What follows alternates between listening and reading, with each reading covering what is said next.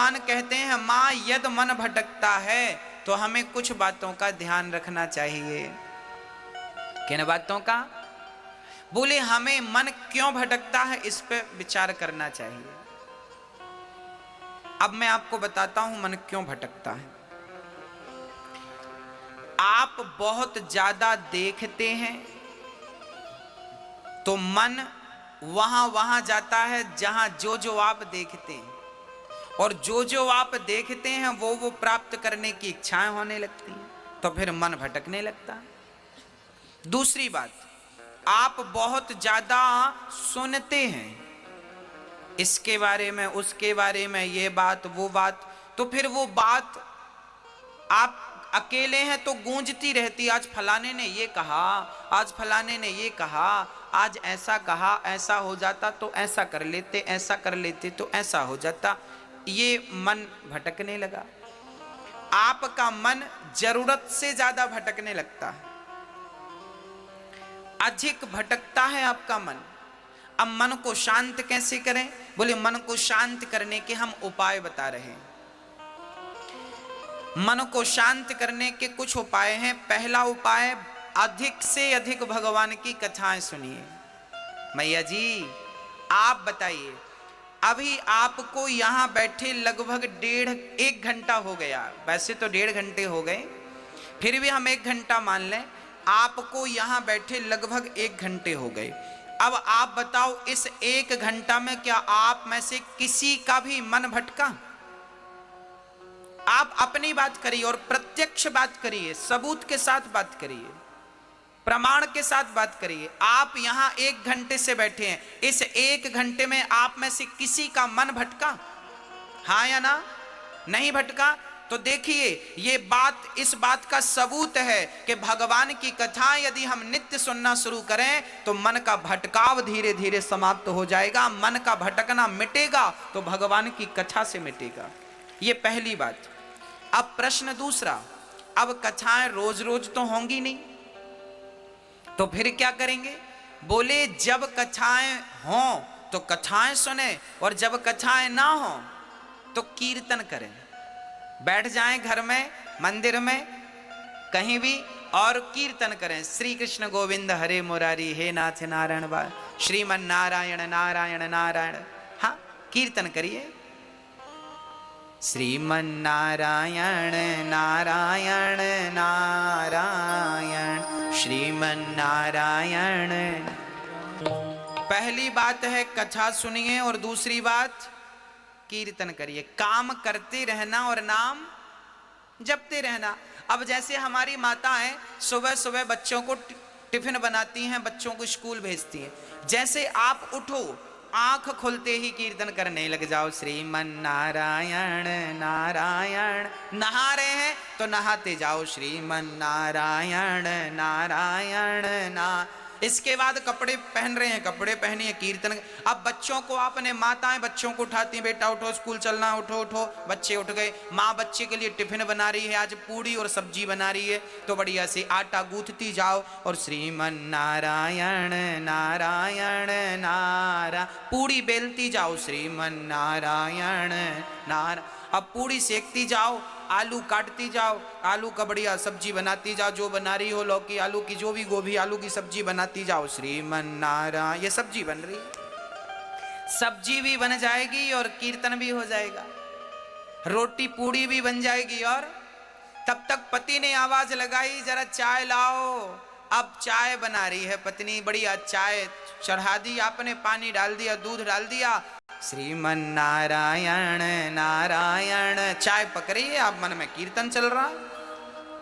हाँ, कीर्तन। तब तक ससुर जी ने आवाज लगाई, बहू चश्मा नहीं मिल रहा बेटा। अब बहू दौड़ी दौड़ी गई, वो चश्मा ढूंढ रही है, तो चश्मा ढूंढो, श्रीमन नारायण नारायण नारायण। भाई आपका शरीर व्यस्त होता है, मुंह कहीं व्यस्त नहीं होता। हाँ या ना? बच्चों को टिफिन बनाने में शरीर व्यस्त होता है क्या? मुंह व्यस्त होता है? चाय बनाने में मुंह व्यस्त होता है क्या? तो मुंह का सदुपयोग करिए, कीर्तन करिए, काम करते रहिए। और यही है कलयुग में भक्ति, इसी को भक्ति कहते हैं। इससे बड़ी कोई भक्ति नहीं है। और ये पुरुषगण आप भी दुकान पर बैठो, कोई ग्राहक आए तो आइए राम जी, आइए श्याम जी, अपनी शब्द शैली बदल लीजिए। हर ग्राहक को, ग्राहक तो वैसे भी भगवान होता है, तो ग्राहक को आइए राम जी, आइए श्याम जी, आइए कन्हैया जी, क्या चाहिए, आइए राधा रानी, आइए, सारा काम करो। पर हर पल कोई नहीं है तो कीर्तन श्रीमन नारायण नारायण ना। किसान लोग खेती कर रहे हैं, कुदाड़ी फावड़ा चला रहे हैं, ट्रैक्टर चला रहे हैं, बुवाई कटाई जुताई जो कर रहे हो सब करो, पर काम करते समय, ट्रैक्टर चलाते समय आपका मुंह व्यस्त होता है क्या? कटाई और जुताई करते समय मुंह व्यस्त होता है क्या? अरे भाई मुंह से नारायण नारायण कहते जाओ। भगवान ये नहीं कहते कि तुम बैठ के आधा घंटा मेरा जाप करो ना, भगवान ये नहीं कहते तुम माला लेके जाप करो, भगवान ये कहते हैं कि तुम काम बराबर करो। कर्मण्येवाधिकारस्ते, तू कर्म कर, पर काम को करते समय मुझे भूल मत जाना। प्रार्थना करते रहो कि हे नाथ मैं आपको कभी भूलूं नहीं। एक बार बोले सभी लोग, हे नाथ हम आपको कभी भूले नहीं, हे कृष्ण मैं आपको कभी भूलूं नहीं, हे नाथ मैं आपको कभी भूलूं नहीं। हर हाल में भगवान का चिंतन करते रहिए, उन्हें भूलिए मत। बस आदत बुरी सुधार लो, हो गया भजन। यही तो भजन है, अलग से कुछ करना नहीं है आपको। तो मन को वश में करने के हमने कितने उपाय बताए, बताइए आप। मैया जी, ओ मैया, ओ मेरी माँ, कितने उपाय बताए हमने, बताओ। मन को वश में करने के कितने उपाय बताए, कौन कौन से? मैया आप बताओ कौन कौन से उपाय बताए। मैया आप बताओ, आप आगे बैठियो, सबसे आगे आप बताइए कौन कौन से उपाय बताए। हाँ आप ही बताइए। पहला उपाय क्या था? नहीं सुना आपने? नहीं सुना? नहीं सुना आपने? कौन सा बताइए। मैया आप बताइए, आप चश्मा लगाए बैठी हैं, दूसरा उपाय बताइए, बताइए क्या बताया हमने, दूसरा क्या उपाय बताया मन को वश में करने का? हाँ लो, तुरंत का तुरंत याद नहीं है, घर जाके पता नहीं क्या याद रहेगा। इसलिए कहते हैं बात को जरा ध्यान से सुनिए, मन को पूर्ण रूप से लगाइए, है ना।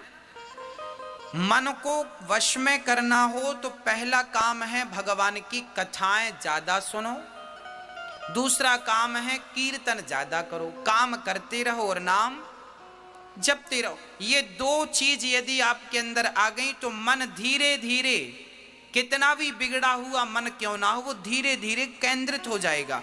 और याद रखना मेरी माँ, जिस दिन मन बिल्कुल शांत हो गया उस दिन, उसके दूसरे दिन नहीं, उसी दिन परमात्मा की प्राप्ति आपको हो जाएगी।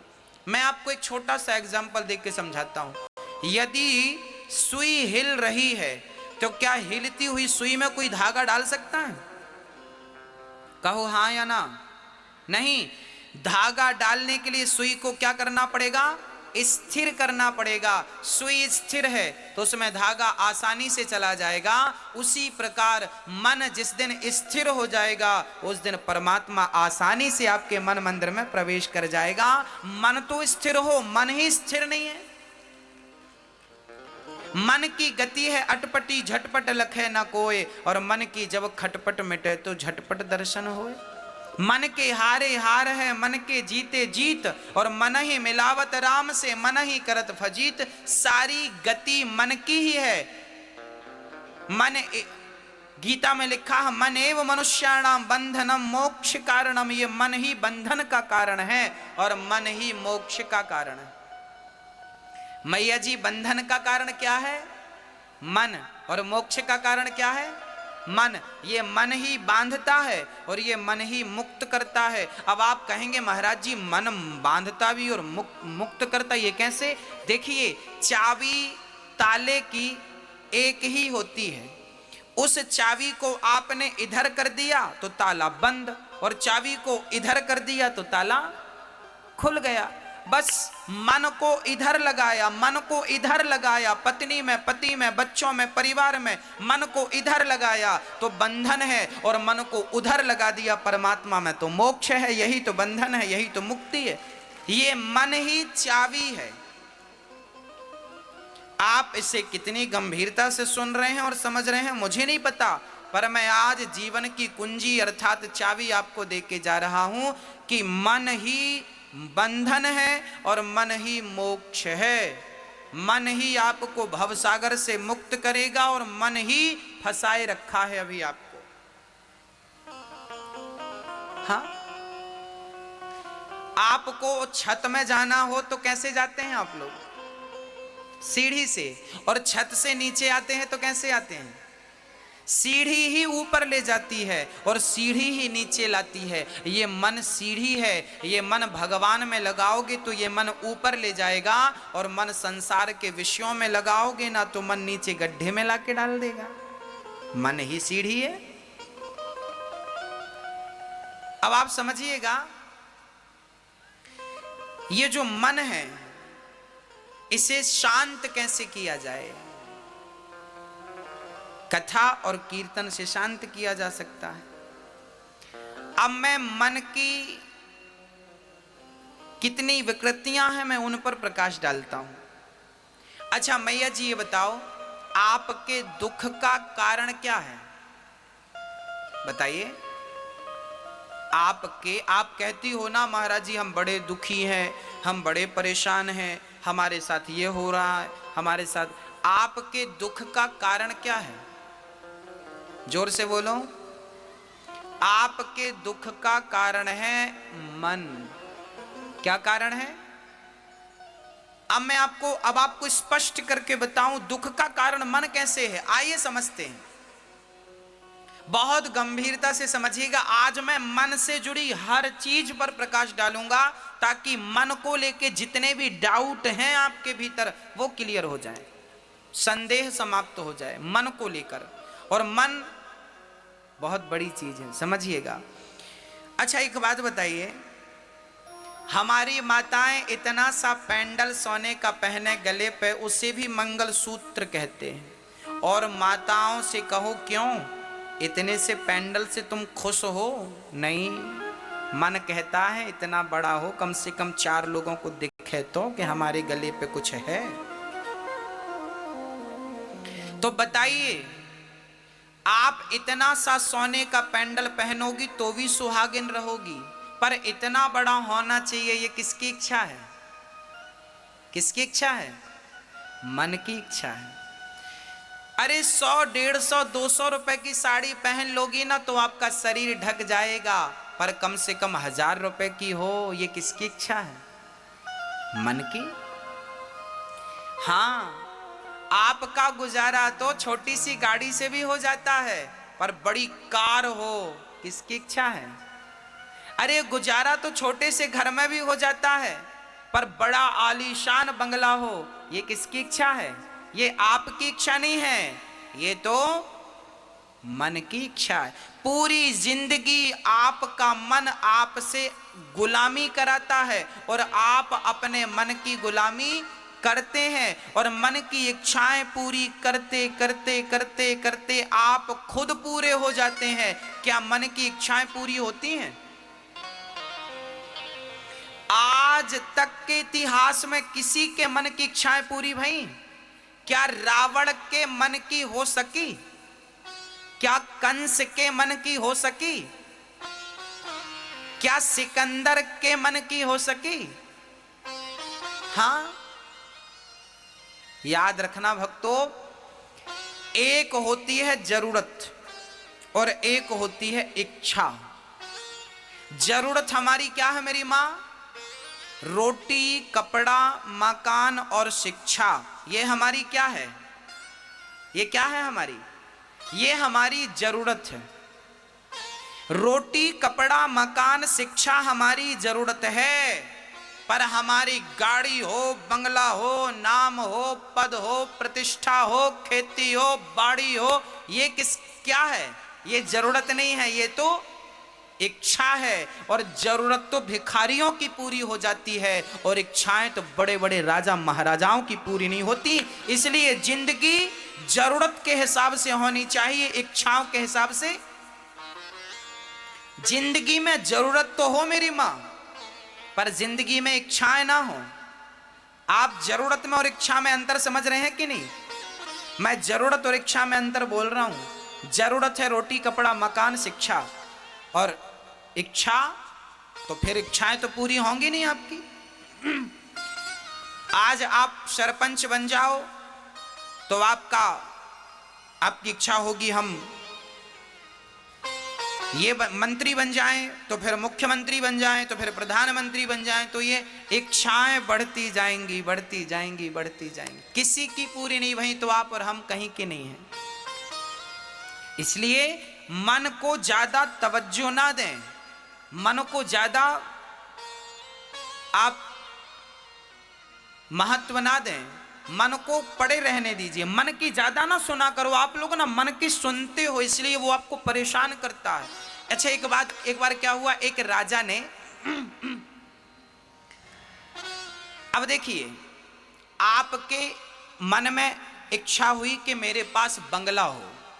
अब बंगला मिल गया, मन की इच्छा पूरी हो गई तो आप खुश, और बंगला नहीं मिला, इच्छा पूरी नहीं हुई तो आप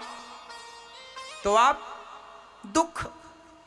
सुख और दुख कहीं बाहर से नहीं आते, मन की इच्छाएं पूरी हो जाना ही सुख है, और मन की इच्छाएं पूरी ना होना ही दुख। सबके साथ स्त्रियों की इच्छा है कि मेरे गले पे बड़ा हार हो, मिल गया तो खुश, और नहीं मिला तो दुख। पुरुष की इच्छा है मेरी खेती बाड़ी हो, मेरा नाम हो गया खुश, नहीं हुआ दुख। एक छोटी सी बच्ची रो रही थी, पापा मोबाइल दिला दो। पापा ने मोबाइल दिला दिया तो खुश, और नहीं दिलाया तो दुख। तो सुख और दुख आपकी इच्छाओं पर निर्भर हुआ कि नहीं? इच्छाओं से उत्पन्न हुआ ना। सुख और दुख कहीं भी बाहर से नहीं आता, आपकी इच्छा ही सुख को जन्म देती है, और आपकी इच्छा ही आपके दुख को जन्म देती है। इसलिए सुख दुख यदि जन्म लेते हैं तो मन से, इसलिए मन में ज्यादा इच्छाएं ना रखिए। जिनकी इच्छाएं कम है वो लोग बहुत सुखी हैं, और जिनकी इच्छाएं ज्यादा हैं वो आज बहुत दुखी हैं। आपके दुख का कारण क्या है? जोर से बोलो। आपके दुख का कारण क्या है? आपका मन और आपके मन की इच्छाएं। आपकी जरूरत से ज्यादा इच्छाएं आपको क्या देती हैं? क्या देती हैं? दुख देती हैं। एक राजा थे, उन्होंने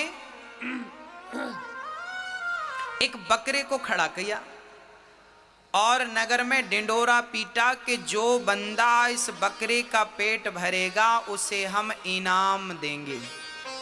इनाम क्या देंगे? बोले अपना आधा राज्य उसे इनाम में दे देंगे। शर्त क्या है? बकरे का पेट भरना है। अब बताइए, क्या बकरे का पेट भरना कोई कठिन बात थी? लोग ले गए, महाराज जी हम लाते हैं। दिन भर जंगल में हरी हरी घास खिलाई, शाम को पेट भर गया, बकरा बिल्कुल खिल गया, लाकर खड़ा किया। राजा साहब बकरे का पेट भर गया, आधा राज्य दो। राजा ने कहा मैं पहले चेक तो करूं कि पेट भरा कि नहीं। तो हरी हरी घास राजा ने उठाकर उसके सामने डाला कि पेट भरा होगा तो नहीं खाएगा, और नहीं भरा होगा तो। अब बकरे को जैसे ही राजा ने घास डाला तो बकरा खाना शुरू किया। अब खाया तो राजा ने कहा पेट भरा होता तो खाता नहीं, खा रहा है इसका अर्थ तभी इसका पेट नहीं भरा, चलो इसे दंड दिया जाए। ऐसे करते